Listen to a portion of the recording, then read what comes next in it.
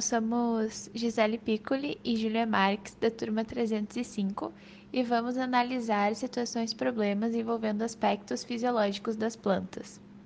Primeira situação problema, temos a retirada de um anel da casca da árvore e, após alguns meses, a morte das raízes e, posteriormente, do restante da árvore.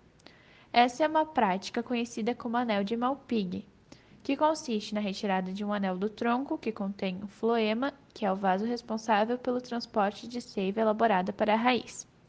Esse experimento foi concebido em 1675 pelo biólogo italiano Marcello Malpighi, por isso o nome do anel. Retirado o anel, ocorre o rompimento do transporte de seiva orgânica.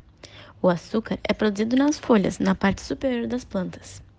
O mecanismo de transporte é explicado pela hipótese do fluxo de massas entre fontes e drenos, proposto por Ernest Munch. Os órgãos-fontes são os que sintetizam compostos além de suas necessidades com folhas maduras, e os órgãos-drenos são aqueles que geralmente não fazem a fotossíntese e precisam dos nutrientes. Os compostos orgânicos sintetizados nos órgãos-fonte são bombeados de forma ativa, com gasto de energia, dentro dos elementos de tubo crivado do floema. Essas células se tornam muito concentradas e absorvem a água das células vizinhas. A água entra nos tubos crivados e arrasta substâncias, que seguem ao longo do floema em direção aos locais menos concentrados. Neles, os compostos são consumidos ou transformados em amido. O fluxo de substâncias no floema não cessa. Após a retirada do anel, com o tempo, a região acima do corte ficou um pouco mais inchada. Isso acontece graças ao acúmulo de substâncias ricas em nutrientes levadas pelo floema, que não conseguiram ultrapassar o local do corte para a raiz. Na imagem com as flores, é possível entender que o xilema conduz da raiz para o caule para as folhas e o floema das folhas para a raiz.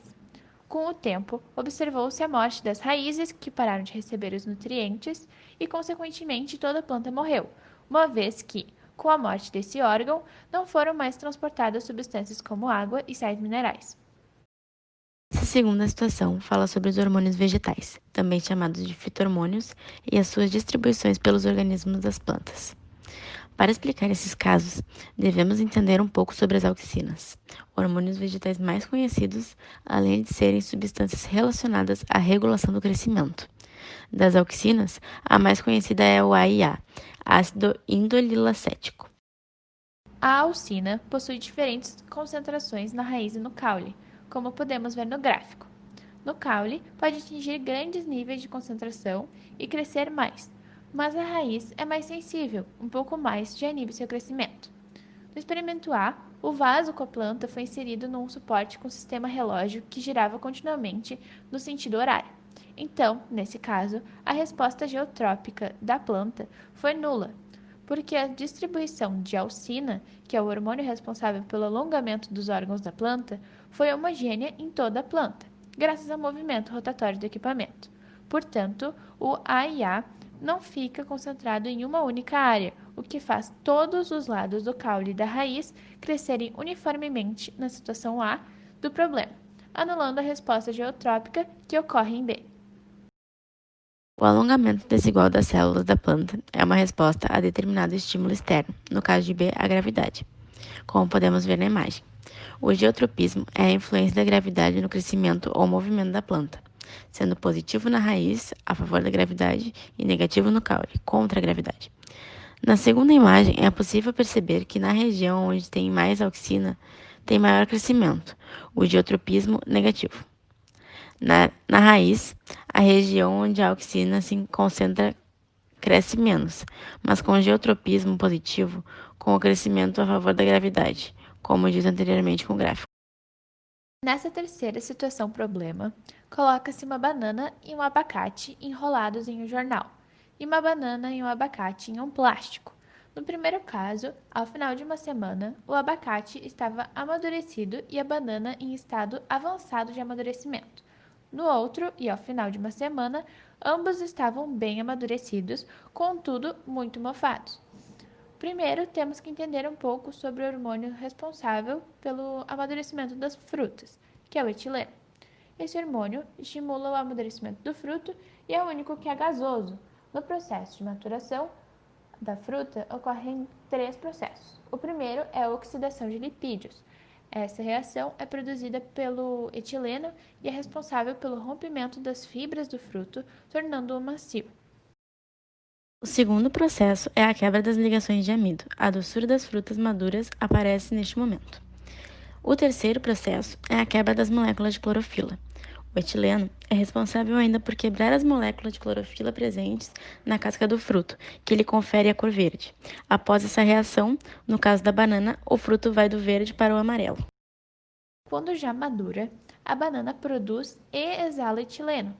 Quando abafada, como no experimento, se evita que o etileno gasoso escape, ficando retido no recipiente e acelerando o processo de maturação das frutas verdes. Por isso, a banana ajuda no processo de maturação do abacate, pois libera o etileno necessário para o processo.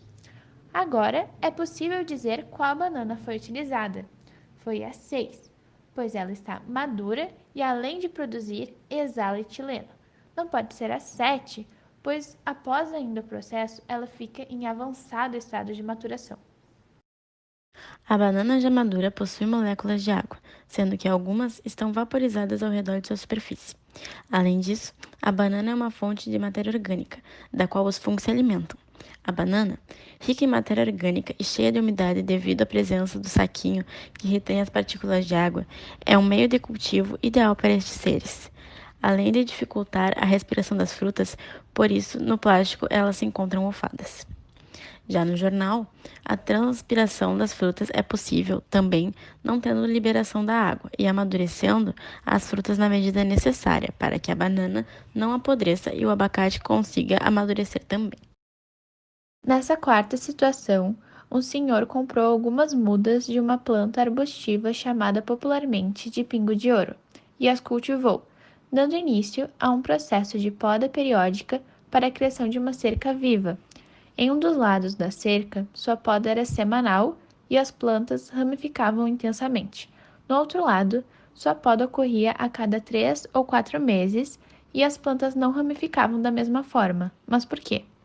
Primeiro, é importante saber que a auxina, hormônio que apareceu no primeiro problema, é responsável também pela dominância apical. Isso é, os hormônios atuantes no ápice caulinar inibem o desenvolvimento das gemas laterais, mantendo-as dormentes. Então, ao longo do crescimento da planta, o ápice fica cada vez mais distante das primeiras gemas formadas e estas passam a sofrer menos influência da auxina e se desenvolver em ramos.